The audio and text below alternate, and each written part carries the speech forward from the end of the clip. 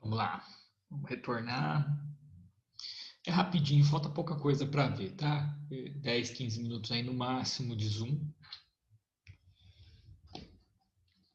Não, talvez um pouquinho mais. Vamos ver. A gente finalizar essa matéria. A internet aqui não dá aquelas coisas.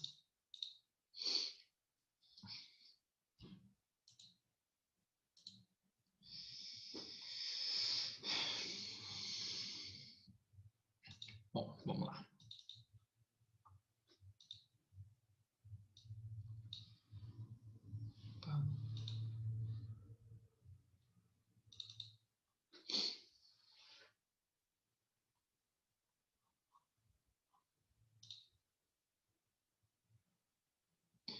Vamos que vamos aqui, olha só. Né? Estamos no erro de tipo acidental. Faltou falar dessa última hipótese aqui. O resultado diverso do pretendido é o artigo 74 do Código Penal, que diz que fora dos casos do artigo anterior, né, que é o erro na execução, que é quando o indivíduo tem a mira ruim, né, um aberratio ictus, né, o problema é no iter crimes da fase da execução do crime que houve o erro, não foi na visualização da vítima, não foi no errar o objeto, não, foi no erro da execução. Então, a linha D, né? Fora dos casos do erro da execução, quando por acidente ou erro na execução do crime sobrevém resultado diverso do pretendido. Tá? Então, aqui o indivíduo, por um erro na execução, ele causa um resultado diferente do que ele queria. Tá? Então, ele busca atingir um bem jurídico específico, acaba atingindo outro. Tudo bem? Então, por exemplo, o indivíduo com inveja do seu concorrente, né? Imagina um comerciante com inveja da vitrine nova do seu concorrente, ele busca danificar a vitrine da loja do seu concorrente, tá? E ele vai até a frente da loja, né, do outro lado da rua, ele pega uma pedra e ele lança em direção à vitrine, tá? E ali ele tem o dolo ele busca, né, causar um dano, né, praticar um crime de dano, tá previsto no 163. Ele busca praticar um crime de dano ao acertar a vitrine e danificar a vitrine, tá? Mas por erro, né, por erro nessa execução, ele acaba, na realidade, acertando a cabeça de um pedestre que ele não percebeu que estava passando por ali. Tá? Então, aqui eu tenho o resultado diverso do pretendido. Se esse indivíduo ele tem o dolo de acertar a pedra na vitrine, mas por erro na execução ele acaba acertando a cabeça do pedestre, aí ele vai responder pela lesão corporal culposa no pedestre, tá bom? Nesse caso, nós não teríamos um dolo, né? Por quê? Porque daí a intenção dele era o menos, que era acertar, era lesar um bem jurídico patrimônio e acaba lesando um bem jurídico integridade física, né? Então, nesse caso, ele responderia por culpa, lesão corporal culposa. Vamos dizer que esse pedestre ele tem a cabeça dura demais e a pedra ricocheteia na cabeça do pedestre e ainda acerta a vitrine. Aí nós teríamos dois crimes. Ele responderá pelo dolo, né, do dano, né? Ele responderá por dano doloso e responderá por lesão corporal culposa. Então, nós teríamos aí essa hipótese, a regra do artigo 70 deste código, que é o que fala aqui o final do artigo 74, né? A regra do artigo 70, que trata do concurso formal de crimes, que é quando o indivíduo, com uma só ação, pratica dois ou mais resultados. É matéria que a gente vai ver no próximo semestre, tá? Concurso de crimes. Gostou do exemplo da cabeça dura? Muito bem. Então, aqui, gente, né, essa hipótese aqui, né, do erro de tipo acidental, o mais importante é que nos erros acidentais, não se exclui o dolo do delito, tá? Responderá. Agora, no erro de tipo essencial, o dolo sempre cai. Né? O dolo sempre cai. Como vocês já responderam certo, né? Indica, inclusive, que vocês absorveram. Se o erro for excusável, além do dolo ser afastado, também afasta a culpa. Agora, se o erro for inexcusável, né, for indesculpável, for um erro vencível, aí não afasta a culpa, afasta o dolo, mas você poderia atribuir a esse indivíduo a negligência, a imprudência ou a imperícia. Tudo bem? Bom, discriminantes putativas. Parágrafo 1º do artigo 20, né? É isento de pena quem, por erro plenamente justificado pelas circunstâncias, supõe situação de fato que, se existisse, tornaria a ação legítima. Não há isenção de pena quando o erro deriva de culpa e o fato é punível como crime culposo, tá?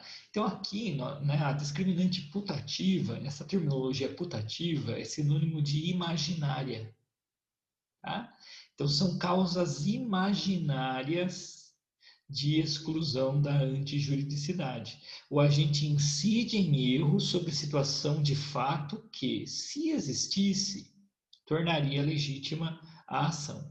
Então, a hipótese de dois desafetos que se encontram na rua, imagina dois inimigos, né, brutais, que vivem prometendo acabar com a vida um do outro. Falar, você se cuida que quando eu te ver, eu vou te matar, você não perde por esperar, né, eu vou dar um tiro na sua cara, enfim. E, num determinado momento, esses dois desafetos, eles realmente se encontram, né? Estão caminhando na mesma calçada e acabam se encontrando, se deparando. Um deles faz a menção de colocar, né, a mão para dentro do paletó, para dentro da jaqueta. E o outro, vendo aquela situação de um indivíduo colocando a mão dentro da jaqueta, supõe que ele está em iminente risco, tá? Ou seja, supõe que ele estaria em legítima defesa. Vamos pegar aqui o artigo 25.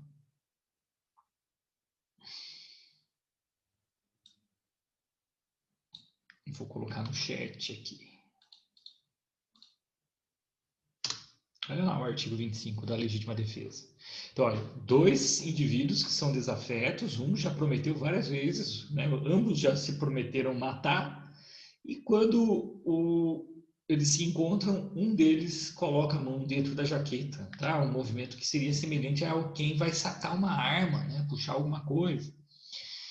O artigo 25 ele diz assim: entende-se em legítima defesa quem, usando moderadamente dos meios necessários, repele injusta agressão atual ou iminente a direito seu ou de outro. Então, o outro cara que vê aquele movimento de colocar a mão para dentro da jaqueta, ele se imagina em legítima defesa, porque ele supõe, né, que ele vai repelir uma injusta agressão que não é atual ainda, mas é iminente. Ele supõe que ele está na iminência de ser injustamente agredido, tá? Ele supõe, ele imagina, por isso que é uma discriminante putativa, uma discriminante imaginária. E daí, antes de, né, mais nada, ele, vendo aquela situação, ele já saca da sua arma e já atira. Tá? Então, ele age em legítima defesa imaginária. Quando ele vai ver, ele não tinha nada no bolso, tinha lá, ia pegar o óculos para ver quem estava se aproximando, por exemplo, que era ruim de vista. Ia pegar um lenço, ia pegar o celular que estava no bolso. Então, veja, nessa hipótese, tem duas situações. É isento de pena quem, por erro plenamente justificado pelas circunstâncias, supõe situação de fato que, se existisse, tornaria a ação legítima. Tá? Mas erro plenamente justificado. Não há isenção de pena quando o erro deriva de culpa e o fato é punível como crime culposo. Tá? Então, se o erro for plenamente justificado, cai o dolo, cai a culpa. tá? Quando o erro é indesculpável, né, vencível, não cai o dolo, mas permite a punição por crime culposo quando previsto em lei. Combinado? Então, por exemplo, né, o policial está subindo a favela, se depara com alguém no escuro portando um guarda-chuvas, tá? Pensa que é alguém que está armado, ele atira, né? Ele atira. Veja, né, o cara está só com o guarda-chuva ali, né? Mas está naquela situação de tensão. Nesse caso, né, depende de quem vai analisar. Mas a defesa pode até falar que o erro é plenamente justificado pelas circunstâncias, difícil de enquadrar, ou então, quando o erro derivou de culpa e o fato é punível como crime culposo, poderíamos pensar em homicídio culposo, tá? Se ficar caracterizada a discriminante putativa.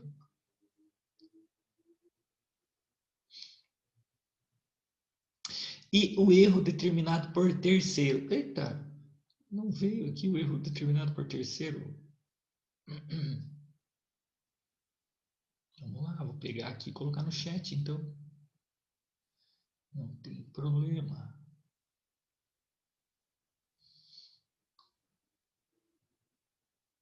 É bem simplesinho.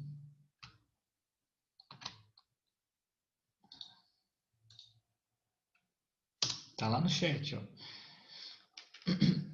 Responde pelo crime o terceiro que determina o erro. Tá? Responde pelo crime o terceiro que determina o erro. Então, o indivíduo, né, que fala, olha lá, ele tá com uma arma na mão, né? E é um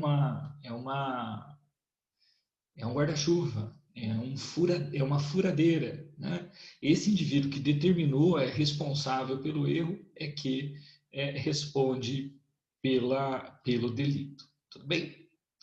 Eu queria falar com vocês agora, deixa eu pegar um outro tipo penal aqui.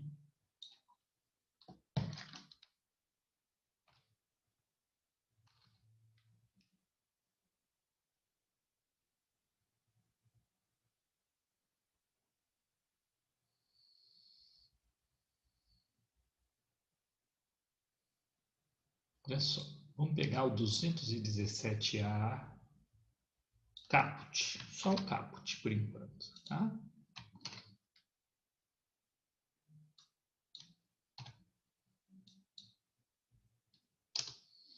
Olha lá no chat, né? Estupro de vulnerável. Vamos pegar o caput do 217A. Ter conjunção carnal ou praticar outro ato libidinoso. Quando chegar no momento, a gente vai ver essas diferenças. Conjunção carnal é cópula, pênis, vagina. Outro ato libidinoso é atos libidinosos diversos da conjunção carnal. Como se a conjunção carnal fosse não é como ser, é exatamente isso, né? Conjunção carnal é só para cópula, pênis, vagina, introdução total parcial do pênis na vagina, e o ato libidinoso diverso é todos os outros atos de libidinagem, né, de satisfação do desejo sexual, sexo oral, outro tipo de sexo, outro tipo de ato libidinoso, tá? Com menor de 14 anos, tá? Com menor de 14 anos. Então, é um critério absolutamente objetivo, tá? É estupro de vulnerável. Fazer sexo com menor de 14 anos é estupro de vulnerável. A pena é alta, né? A pena de 8 a 15 anos. 8 a 15 anos, não foi para aí, mas precisa dar uma olhada no código. Então, olha só, fazer sexo com menor de 14 anos, estupro de vulnerável, pena de 8 a 15 anos. Agora, você imagina o seguinte, o indivíduo ou a indivídua, porque pode ser tanto homem como a mulher, né? Imagina uma mulher faz sexo com um garotão e esse garotão é menor de 14 anos. Ou o cara faz sexo com a menina que é menor de 14 anos, tá? Mas ele erra em relação à idade, ele não tem conhecimento da idade da pessoa. Tá? Um sexo casual, foi numa balada, encontrou com a pessoa, a pessoa aparentava uma maior maturidade e fizeram sexo, não perguntou a idade. Depois, né, acaba processado pelo estupro de vulnerável. Veja, se o indivíduo erra em relação à idade, né, você tem um erro essencial sobre uma elementar essencial do tipo penal. Porque se você tirar menor de 14 anos do tipo penal, que seria, né, o objeto do erro, né, do indivíduo, tirou o menor de 14 anos, não tem estupro. Por essa circunstância, não. Tá? Então, fazer sexo com alguém de 14 anos e um dia não é estupro. Não é crime. É óbvio, desde que haja. É complicado entrar aqui porque a gente não tem, ainda não vimos o 213, né? Veja, no 217A é estupro, mesmo que a vítima queira. É bom deixar isso claro. Tá? A garota ou o garoto tem 13 anos e 11 meses. Ele quer, ele deseja. Às vezes é até ele quem dá a ideia. Mas, pelo critério objetivo, critério legal objetivo, há crime de estupro. Ponto. Tá? Agora, imagina que o parceiro sexual erra em relação à idade. Supôs que era mais velho, porque falava como mais velho, se portava como mais velho, se vestia como mais velho, tá? Então é um erro sobre uma elementar do tipo penal, tá? Por que é uma elementar? Porque se você tirar 14 anos aqui, menor de 14 anos da narrativa, deixa de ser crime, tudo bem? Então, veja só, se o indivíduo alegar e ficar comprovado que ele errou de fato, ele não sabia, né, sobre a idade da vítima, exclui o dolo. Então, ele não vai responder por estupro de vulnerável. Lembra lá do artigo 20, exclui o dolo, permite-se a punição por culpa se houver previsão legal. Não existe previsão legal de estupro culposo. Não existe previsão legal. Eu estou falando isso porque no caso da Mariana, não era a circunstância da idade, tá? Era a circunstância aqui do parágrafo 1º do 217. Vou colocar aqui para vocês. Olha o parágrafo 1º que diz: incorre na mesma pena quem pratica as ações descritas no caput, ou seja, tem conjunção carnal ou outro ato libidinoso, pode ser sexo oral, pode ser coito anal, coito vaginal, enfim. Incorre na mesma pena quem pratica as ações descritas no caput com alguém que, por enfermidade ou deficiência mental, não tem o necessário discernimento para a prática do ato, ou que, por qualquer outra causa, e aqui entra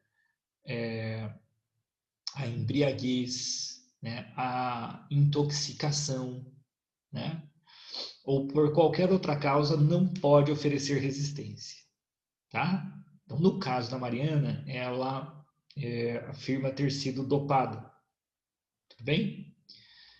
Qual foi, naquele processo, uma das teses defensivas? Que o indivíduo não sabia que ela havia sido dopada. É a tese dos caras.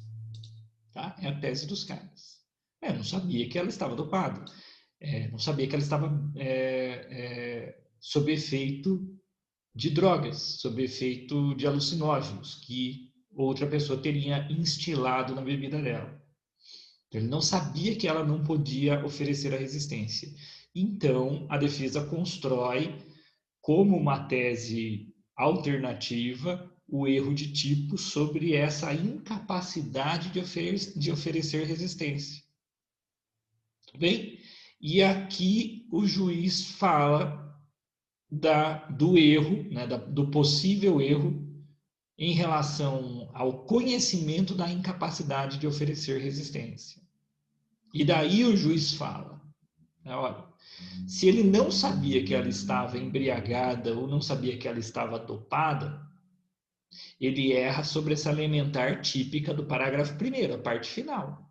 Ele erra porque não sabia que ela, por qualquer outra causa, como estar dopada, não poderia oferecer resistência ao ato sexual. É a tese deles. É a tese da defesa. Aí o que o juiz faz? Né? Não, então afasta o dolo. Como não existe figura culposa do estupro, o fato é atípico. Então aí muita gente bateu naquela questão, mas é óbvio, não existe estupro culposo. Não, não existe, mas é justamente essa a narrativa. Então, aquela audiência, voltando na audiência, aquela audiência é horrível. Mas tudo que podia ter acontecido de errado naquela audiência aconteceu, né? A revitimização da vítima, a vítima ser colocada no local que não era o dela, né? Ali ela não estava sendo julgada, quem deveria estar sendo julgado ali era o suspeito, não a vítima.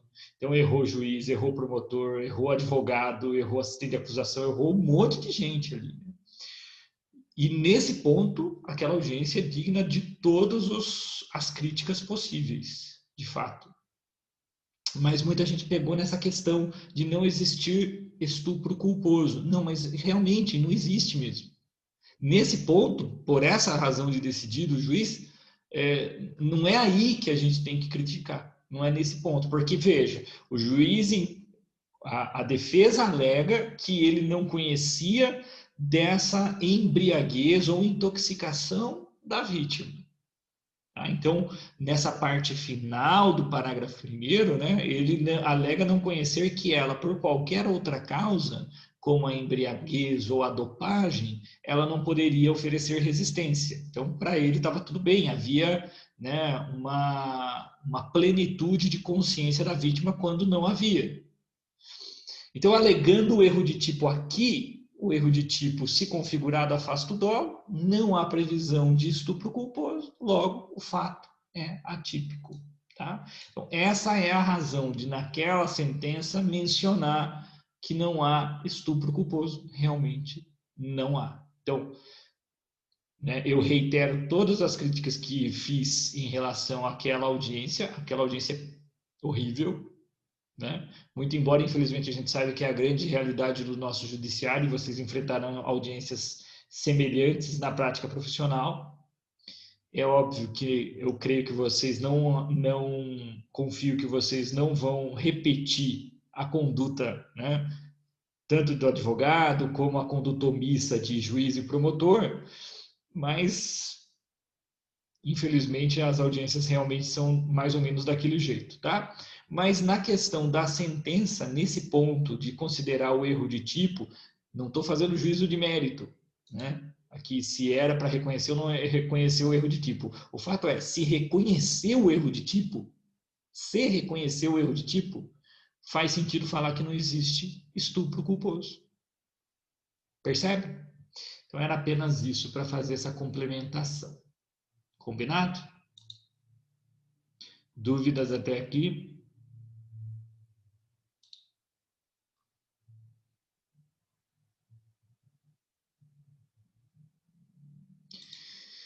Bom, então vamos finalizar. Eu já mando os 2 vídeos. Esse vídeo fica um pouquinho mais curto. Vamos voltar lá pro Zap para a gente conversar mais um pouquinho, responder umas questões. Bom, deixa eu me despedir de vocês agora também, né? Tchau, né? Boa semana de prova. Agora a aula mesmo, se tudo der certo, né? A gente não conhece o futuro, mas se tudo der certo, a aula só no semestre que vem. Vamos lá, até mais.